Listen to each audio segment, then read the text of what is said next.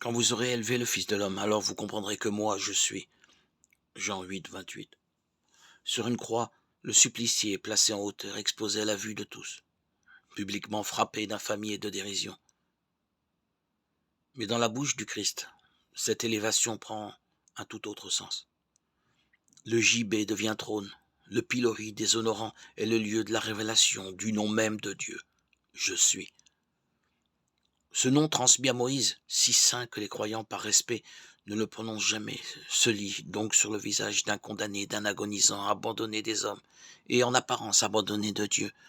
Toutes nos conceptions spontanées du divin, de la toute-puissance, de la grandeur et de la gloire sont renversées, culbutées.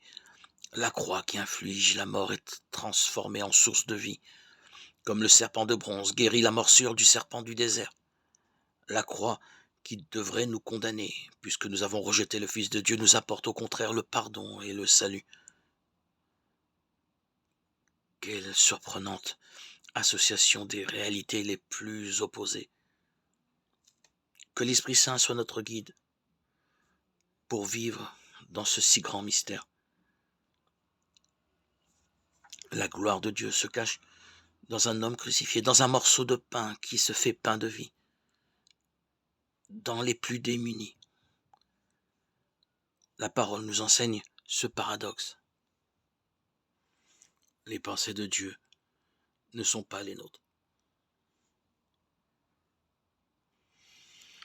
Engageons-nous à suivre le Christ. Reconnaissons la puissance de son amour dans nos vies. Il s'abaisse pour nous rejoindre.